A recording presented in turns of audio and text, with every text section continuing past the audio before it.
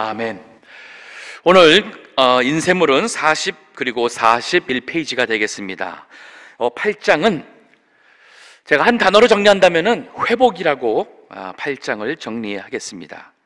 이 말씀 속에는 대홍수의 종결이 있고, 그리고 하나님께서 심판한 지면을 다시 회복하시고, 그리고 노아의 제사와 그리고 하나님의 언약이 이 8장에 기록이 되어 있습니다.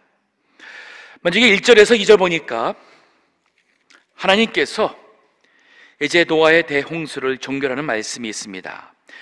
하나님이 노아와 그와 함께 방주에 있는 모든 들짐승과 육축을 권념하사 바람으로 땅 위에 불게 하심에 물이 감하였고 깊은 샘과 하늘의 창이 막히고 하늘에서 비가 그치매. 권념하사라는 단어가 있습니다. 권념하사, 좀 우리 한국에 많이 안 쓰는 단어인데 보니까 이걸 쉽게 말하면 기억하다, 또 마음속에 잊지 않다, 표시하다, 새기다.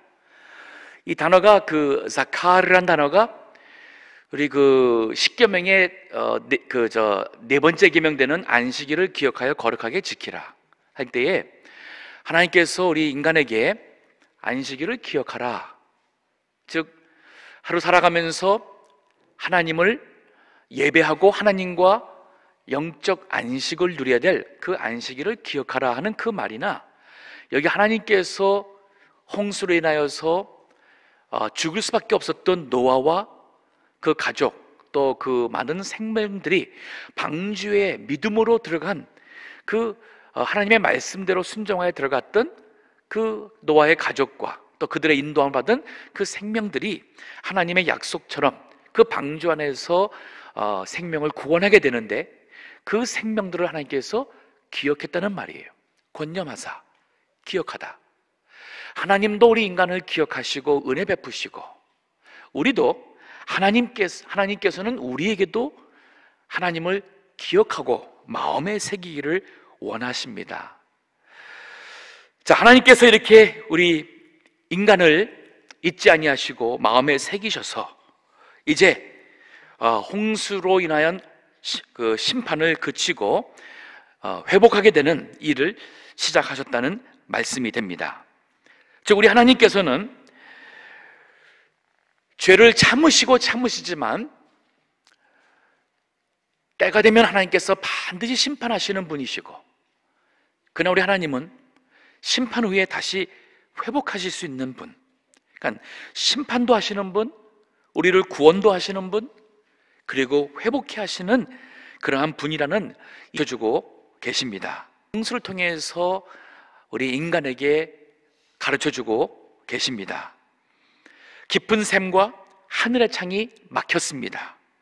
그게 터져서 그 물이 땅속에서 터져 나오고 지진이 나오고, 이로해서 이 육지에 우리 인간이 감당할 수 없는 무서운 그런 변화가 있었는데, 그 모든 것을 막을 수 있는 분도 주님, 하늘에서 비가 내려서 하늘의 창이 열려서 비가 내렸는데 그 하늘의 비를 그치게 할 수 있는 분도 하나님. 우리 인생에 우리가 감당할 수 없는 많은 일들이 있어도 그것을 막을 수 있는 분, 또 그것을 그치게 할 수 있는 분이 하나님 되심을 다시 한번 저희들에게 보여주십니다. 제가 오늘 이 말씀을 준비하면서 그런 생각이 들었어요.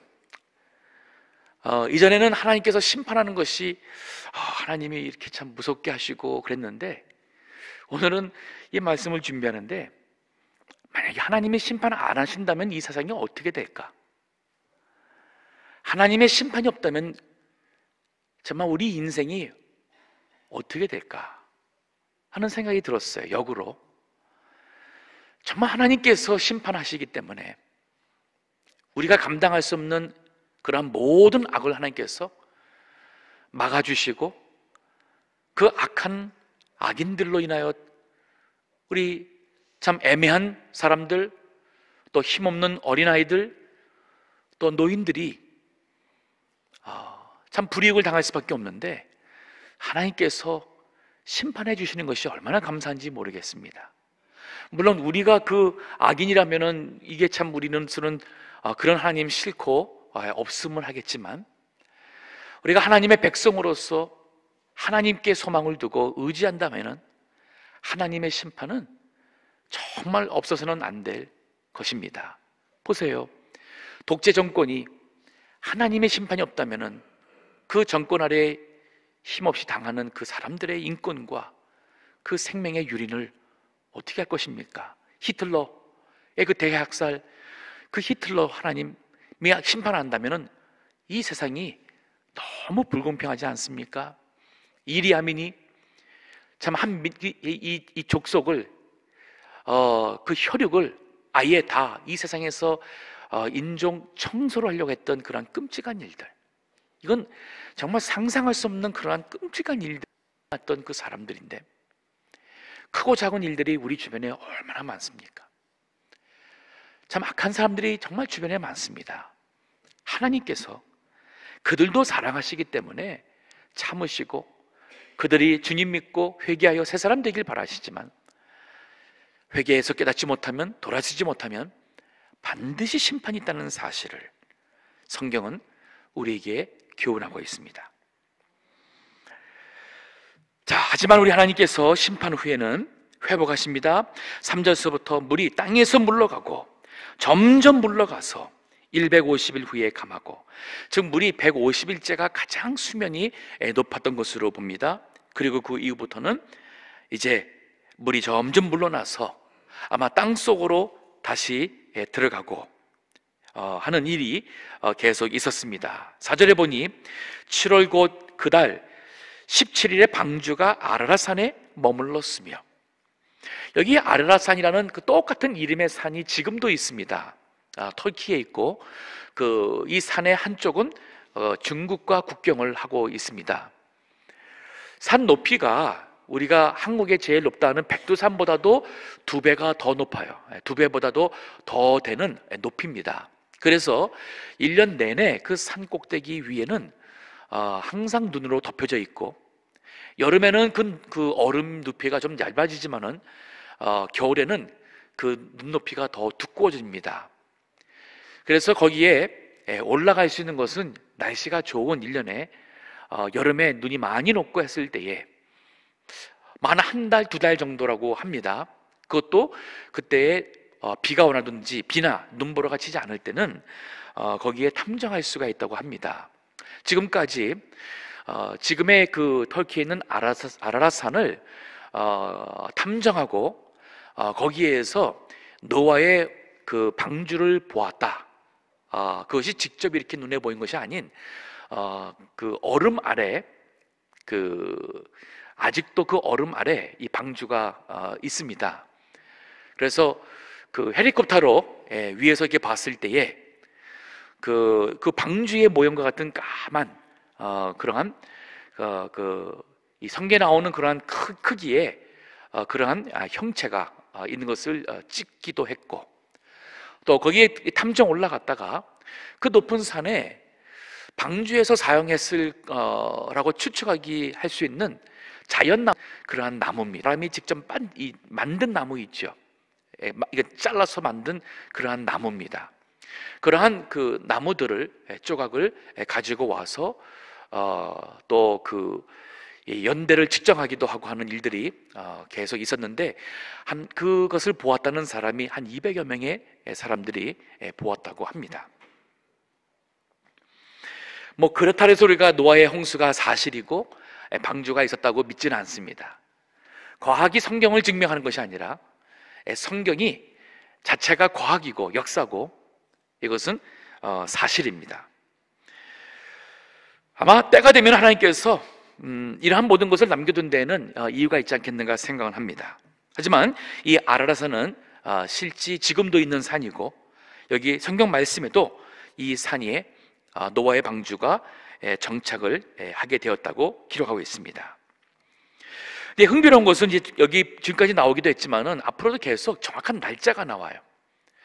노아가 자기 나이의 자기 나이를 기준해서 600세 되던 해, 그리고 2월 17일에 홍수가 시작되기 시작했다고 말씀을 했고, 계속 보게 되면은 여기 5절에 보니까 물이 점점 감하여 10월 곧 그달 1일에 산들의 봉우리가 보였더라. 아마 노아가 그 방주 안에서 저녁이 되고 아침이 될 때마다 하루씩 계산했고, 그 날마다 하루하루 갈 때마다 그날의 특별한 어떠한 사건이나 어떠한 환경의 변화를 다 기록에 남겼다고 보겠습니다. 그렇기 때문에 정확한 날짜를 우리가 알 수 있는 거예요. 어떤 그 과학하신 분이 이 창세기에 나오는 이걸 보면서 이게 정말 역사적으로 사실인 증거가 뭐냐면 바로 정확한 날짜, 또 배의 크기에 대해서도 정확한 그 배의 길이, 폭, 높이, 이 모든 것이 이게 하나의 신화랄까 누가 만든 소설이라면 이렇게까지 정확하게 숫자를 하기에는 너무 모험된 거예요. 틀릴 수 있으니까.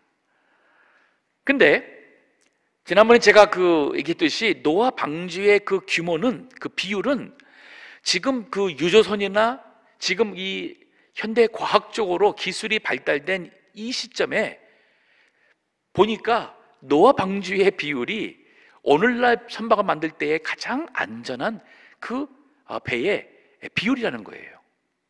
너무 놀라요. 그리고 이 날짜 하나하나가 우리가 이 성경의 노아 홍수가 사실이라는 것을 의심하지 않을 수 있도록 하나님께서 이렇게 노아를 통해서 상세히 기록하게 한 것입니다. 자, 이제 물이 줄기 시작했고 높은 산의 봉우리가 보이기 시작했습니다. 방주도 아라산에 안착했습니다. 한 40일이 지났습니다. 6절에 보니 노아가 그 방주에서 방주에 지은 창을 열고는 까마귀를 내어 보냈습니다. 근데 7절에 보니 까마귀가 물이 땅에서 마르기까지 날아 왕래하였더라. 돌아다니면서 돌아오지를 않았어요. 그 왜 그러냐면은 까마귀는 시체를 먹이로 삼죠. 또 시체 위에 내려 앉을 수도 있고, 더러운 이런 곳에 까마귀는 주저하지 않고 앉기 때문에, 그래서 돌아오지 않고 계속 자기의 원하는, 또 자기의 먹고 싶은 그러한 시체를 먹으면서 까마귀는 돌아오지 않았다고 합니다. 그런가 하면 8절에 보게 되면은 그가 또 물이 있으므로 노아 지면에 물이 감한 여물을 알고자 하매 온 지면에 물이 있으므로 비둘기가 접촉할 곳을 찾지 못하고 방주로 돌아와 그에게로 오는지라. 그가 손을 내밀어 방주 속 자기에게로 받아들이고. 비둘기는 까마귀와 달리 시체를 먹지 않습니다. 더러운 또 음식을 먹지 않고 또 깨끗한 곳에 앉는 새이기 때문에 비둘기는 그가 아직 머물 수 있고 먹을 수 있는 것이 없어서 다시 노아에게로 돌아왔어요. 노아 홍수 이전과 노아 홍수 이후에도 어떠한 이 동물 세계를 통해서도 나타난 그 본성, 그 속성이 변하지는 않았습니다. 까마귀 같은 새가 있는가 하면 비둘기 같은 새가 있는 것이고, 아마 사람도 그런 것 같습니다. 이걸 우리가 영적으로 도덕적으로 우리에게 적용해 본다면 사람도 까마귀 같은 사람이 있고 비둘기 같은 사람이 있다고 하겠어요. 아무리 하나님께서 심판을 통해서 깨닫게 하지만은 여전히 깨닫지 못하고 그 속성이 변하지 아니하는 까마귀 같은 사람이 있다는 것을 노아 홍수 이전이나 홍수 이후에도 있다는 것을 하나님께서 보여주셨고, 하지만 비둘기같이 그러한 참 순결한 생명체도 있다는 사실을, 우리라면은 신자가 비둘기같이 순결한 그러한 그 내면의 소유자가 되고 또 그러한 생활을 산다면 참 하나님께서 기뻐하시라 보겠습니다. 자, 7일 더 기다렸습니다. 10절에 보니 다시 비둘기를 방주에서 내어 보냈습니다. 11절에 저녁 때에 비둘기가 그에게로 돌아왔는데 그 입에 감람 새 잎사귀가 있는지라. 이에 노아가 물이 땅에 물이 감한 줄을 알았으며, 이제 물이 많이 말랐고 이 감람나무 같은 경우에는 습한 땅에 아직 물이 좀 있는 저지대에서도 나오기 때문에 그 감람나무가 싹을 트고 그리고 나온 것 같아요.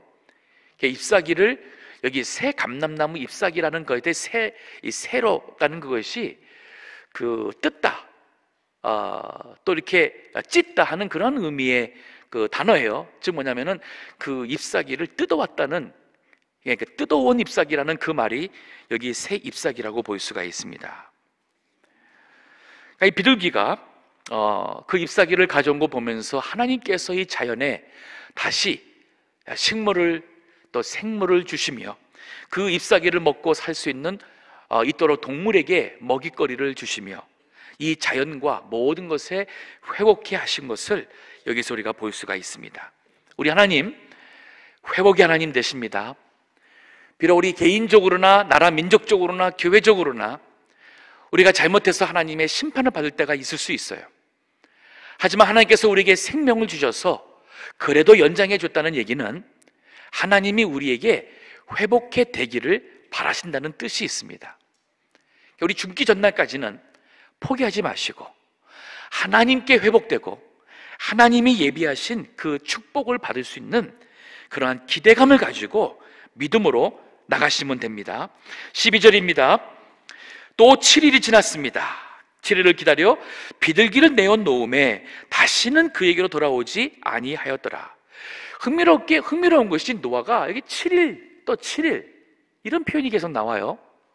이걸 보면은 노아도 그냥 그 1년이라는 세월을 지나가면서 한 달, 또 둘째 달, 셋째 달이라는 개념이 있었고 그 달달 하면서도 이 7이라는 개념을 한 거 보면은 노아 시대 때도 그 7이라는 일주일 개념이 있었어요. 이것은 바로 창세기에 나오는 개념이었습니다. 하나님께서 6일 동안 일하셨고 그리고 7일째에 안식하였고 또 안식 후 첫날의 개념이 있었고 창조 때부터 노아 그리고 노아에서 앞으로 모세 때가 되어서 모세 시대 때의 하나님의 율법으로서 안식일을 지키도록 이 법으로 만들어서 그를 안 지킬 때에 하나님의 거기에 대한 책벌을 받는 그런 말씀이 나오지만은 율법이 있기 이전에도 7일이라는 이 안식의 개념이 있었습니다. 노아가 그 개념을 가지고 날짜 계산을 했고 이렇게 새를 보내는 것도 일주일마다 보낸 것으로 우리가 볼 수가 있습니다. 오늘날 우리가 이 안식일 개념 많이 약해졌습니다. 이것은 창조 하나님의 순리예요.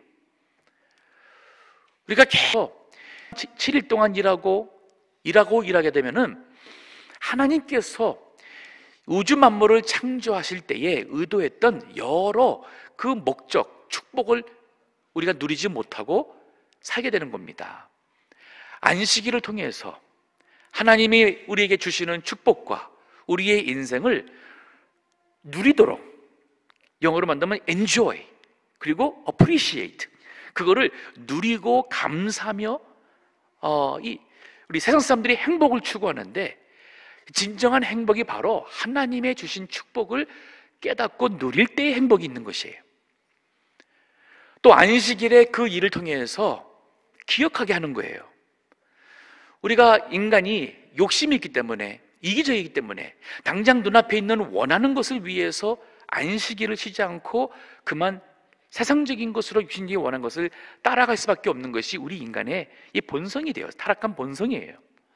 그래서 안식일의 개념을 통해서 하나님은 우리가 그러한 것을 따라가지 않고 그날에 하나님 앞에 나와서 하나님을 예배케 하시는 그 예배를 통해서 하나님과의 관계가 유지되어 그것이 결국은 우리가 이 세상 떠나서 하나님 나라 천국에서의 영원한 그 영적 안식, 영혼의 안식에 들어가도록 하는데 하나님께서 이 세상에서도 안식일을 지키게 한 것입니다.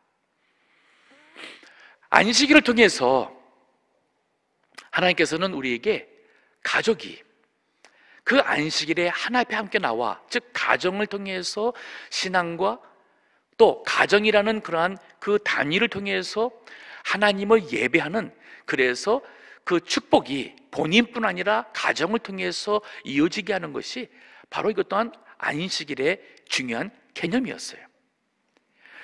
저희가 보수를 안에서 우리 교회만 왜 우리 교회 이 동부교회만 안식일 주일을 이렇게 강조하는가 그러시는데, 그게 아니라 이게 원칙입니다. 이게 성경적인 것이고, 이게 창조의 순리고 하나님의 그 원하시는 그 우리 인간의 삶의 모습이에요. 자, 여기 노아도 그렇게 그 7일이라는 이 개념, 일주일이라는 그 개념 속에 살았다는 것을 여기서 우리가 볼 수가 있는데, 또 계속 봅니다. 13절입니다. 여기 13절 보니까 601년, 이제 노아가 600세에 시작이 되었고, 끝에 정월 1월입니다. 곧 이달 1일에 1월 1일에 지면에 물이 거친지라. 이 말이 뭐냐면 일단 물에 잠기지는 않은 거예요. 하지만 아직도 땅이 젖어 있어요. 이것이 젖어 있는 것이 이제 태양빛으로 바람으로 다 말라서, 소위 그 땅이 마르면은 먼지가 일게 되는 것이 진짜 마른 거죠. 거기까지는 2월 17일까지 약 한 달 하고 그 2월 27일까지 그 일이 되게 됩니다. 그래서 13절에 보게 되면은 요 1월 1일에 물이 거쳤어요. 그리고 노아가 방주 뚜껑을 제치고 본즉 지면에 물이 거쳤더니 2월 27일에 땅이 말랐더라. 그러니까 이거는 제가 성경 이 말씀을 가만히 우리가 요 생각하면서 뜯어서 읽어보게 되면은 이 창세의 기록 하나하나가 그냥 쓴 거 아니에요. 누군가가 소설가의 머릿속에서 드라마 쓰듯이 한 게 아닌 거예요. 이거는 역사적 기록을 노아가 방주 속에 있어서 그가 기록한 내용들을 기초로 바로 하나님께서 모세를 통하여서 우리에게 하나님의 말씀으로 기록하게 한 것입니다.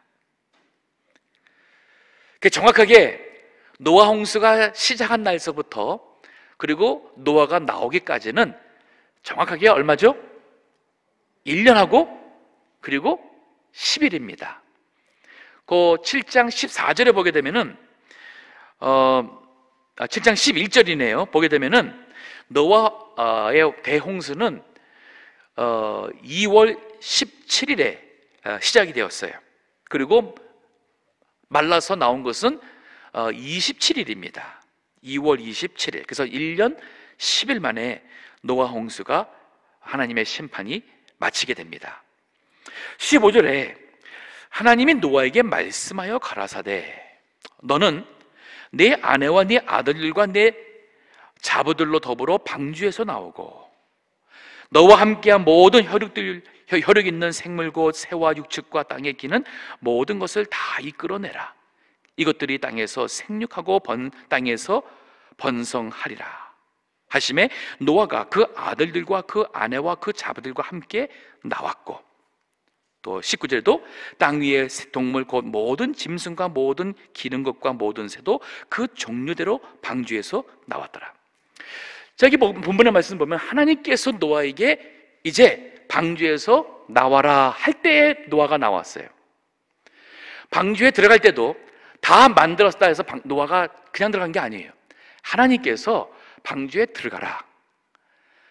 각종 동무의 암수, 쌍을 내가 너에게 모을 테니까 그들을 방주에 다 들여라. 하나님께서 방주에 들어가라 하니까 하나님의 말씀을 쫓아 들어갔고, 방주에서 나오는 것도 하나님의 말씀을 쫓아 나왔어요. 즉 이 방주가 그 방주를 통해서 하나님의 심판에서 구원받은 이 개념, 이 원칙은 신약에 와서 복음, 예수 그리스도를 믿음으로, 즉 예수 그리스도 안에서 우리가 죄에서 구원받고 죽음에서 구원받아 천국에 가는 그 구원의 개념과 원칙은 같아요. 즉 믿음, 하나님의 말씀대로 조차 믿을 때에, 믿고 순종할 때에 이 구원의 은혜가 임하는 것입니다. 우리 신앙도 가장 기본은 뭐냐면 하나님의 말씀을 들었으면 그 말씀을 하나님을 믿을진데 그 말씀을 조차 행하면 되는 거예요. 어떻게 보면 믿음 생활 아주 간단합니다. 하나님이 이렇게 하라 그러면은 그냥 어린아이처럼 그렇게 하면 되는 거예요. 제가 이렇게 참 목회하면서 믿음 생활 정말 믿음 생활을 잘 하시고 사랑이 이렇게 그냥 목회자로서 사랑이 그냥 이렇게 잠깐 갈 수밖에 없는 성도님들이 있고 또 그렇지 않은 분들이 좀 있기도 합니다.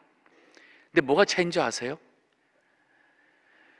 교회 나온 지 얼마 안 됐는데도 이게 말씀을 가르치고 하면은 그렇게 하는 거구나. 그래서 이렇게 말씀을 쫓아 그렇게 그대로 순종하며 살아가는 사람 보게 되면은 참 너무 사랑스럽고 너무 참 귀하고 저 그 마음을 피할 수가 없어요. 하나님이 똑같은 것 같아요. 우리 부모님도 그렇지 않습니까? 우리 자녀들이 어떤 자녀가 마음에 정말 부모의 사랑의 마음에 이 마음의 그 사랑을 다 차지하나요? 그 아버지와 어머니의 말을 존중하는 거잖아요. 그 말씀을 듣고 그리고 그 말씀대로 쫓아서 살고자 할 때에 부모님이 정말 그 자녀를 사랑하는 그 마음을 막을 수가 없습니다. 자기 본문에 바로 노아가 그 말씀대로 방주에서 나왔다는 기록이 있고 나올 때도 그 종류대로 나와서 그 종류대로 다시 번성하고 생육하고 번성하라 그랬어요. 여기 17절에 땅에서 생육하고 땅에서 번성하라. 우리 생육하고 번성하는 것은 하나님이 우리에게 주신 축복이면서도 명령이에요. 오늘날 우리 젊은 세대들이 그 의도적으로 아이를 낳지 않기로 하면서 결혼하는 거 저는 굉장히 마음에 불편합니다. 왜 그러냐면 특히 믿는 가정이라면 저는 아주 이 불편한 정도가 아니라 그건 잘못된 거예요. 왜냐하면 믿음의 가정에서 하나님께서 원하시는 축복의 그 방법이 자녀예요. 시편 128편에 그랬잖아요. 자녀는 하나님의 축복입니다. 하나님이 주신 선물이에요. 또 자녀를 통해서 하나님은 그 하나님이 부모에게 주신 그 믿음의 그 구원의 축복이 자녀를 통해서 나갈 뿐 아니라 그를 통해서 하나님 나라, 하나님의 일이 계속 이 세상에서 다음 세대에도 그 일을 하도록 하는 것이 하나님의 원하시는 순리고 일이에요. 그래서 하나님께서는 노아 홍수 이후에 생육하고 그리고 번성하라고 그랬어요. 이 말씀 속에는 교회가 복음의 일을 잘해서 하나님의 택한 백성들을 전도하고 그들이 예수를 믿어서 하나님의 교회의 지체가 되고 교회가 생육하고 번성하는, 더 나아가서 우리가 이 선교를 하며 생육하고 번성하여 니카라구아 땅에, 인도 땅에 여러 곳에 이 하는 것도 이 같은 개념의 하나님이 원하시는 이 행하시는 일의 원칙이 됩니다. 우리 내 인생을 돌아보시면서 나를 통하여서 하나님께서 내가 한평생 살아오면서 나를 통하여 하나님이 남기신 생육하고 번성케 한 열매가 무엇인지 한번 생각해 보세요. 물론 육신적으로 생각할 수도 있습니다. 하지만 또 영적으로 생각해 보세요. 하나님이 나를 통하여서 또 내가 예수님을 믿음으로써 그 믿음 안에 생육하고 번성한 믿음의 일이 무엇이냐, 또 얼마나 많은 생명을 구원하였느냐, 또 믿음의 아들, 믿음의 딸, 또 주님의 일을 함으로써 하나님 나라에 그 우리가 누릴 수 있는 영광과 상이 무엇인가, 이거 돌아보는 것 참 귀한 것입니다. 자, 마지막 20절에서부터는 노아가 거기서 나와서는 뭐 했냐면은 하나님께 단을 쌓았어요. 이 참 귀해요. 단을 쌓는다는 것은 그 구약 때는 제사였지만은 지금으로 만들면 예배드린 거예요. 예배. 그러니까 예배라는 것은 우리 하나님의 백성에 존재하는 가장 근본적인 이유는 바로 예배예요. 또 우리가 해야 될 것은 예배입니다. 예배라는 것은 뭐냐면 하나님께 이 모든 심판도 구원도 이 모든 것이 하나님의 주권대로 되었다는 사실을 하나님을 믿고 인정하는 것이 바로 단을 쌓는 것이었습니다. 자, 그럴 때 21절에 보니 여호와께서 그 향기를 흠향하시고, 즉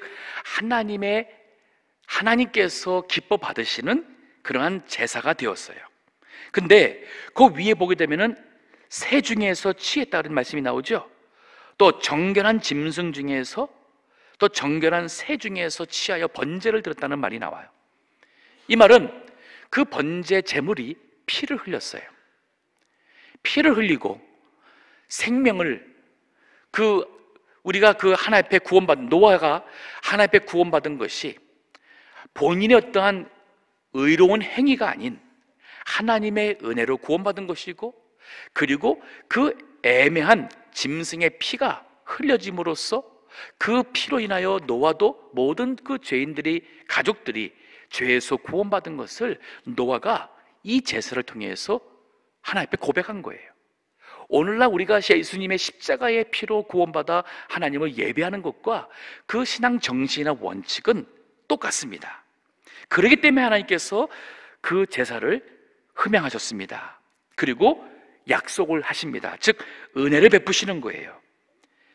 내가 다시는 사람으로 인하여, 즉 이 세상에 아무리 죄악이 많다 그래서 하나님이 구원하시기를 중단하고 물홍수와 같은 그런 홍수를 하지 않겠다는 말이에요. 땅을 저주하지 아니하리니 이는 사람의 마음에 계획하는 바가 어려서부터 악함이라. 내가 전에 행한 것 같이 모든 생물을 멸하지 아니하리니. 즉 마지막에 세상 종말에 심판은 있을 것입니다. 하지만 그때 그날은 하나님의 택한 백성들의 구원하는 일을 완성하는 날이고, 그것이 하나님의 일이 다 되었고, 그리고 하나님 믿지 않는 사람들에게 주어질 그 심판이 있게 될 날이 됩니다. 22절에 땅에 있는 동안에 심음과 거둠과, 이 말은 이제 그들이 심다는 것은 노동하는 것이죠. 거둔다는 것은 그 노동의 결실입니다. 이 모든 것을 하나님께서 수고의 결실을 얻게 하는 그 은혜를 주실 것이고, 또 추위와 더위, 여름과 겨울, 낮과 밤, 사시사철, 또 밤낮을 통하여서 하나님께서 축복하시고 이 자연세계의 모든 행하시는 일을 약속을 해 주셨어요. 그러니까 지금 우리가 계절을 맞고 저녁이 되고 아침 되고 할 때마다 사실 이 말씀을 생각하면 이건 하나님이 우리에게 주신 은혜예요. 하루 시작할 때 이게 바로 하나님이 나에게 주시는 은혜의 날이에요. 잠을 잘 수 있는 것도 하나님의 은혜로 잠자리에 들어갈 수 있는 것이고, 이 모든 것이 하나님께서 이 세상에 많은 악인과 죄가 있음에도 불구하고 우리를 구원하시는 큰 은혜입니다.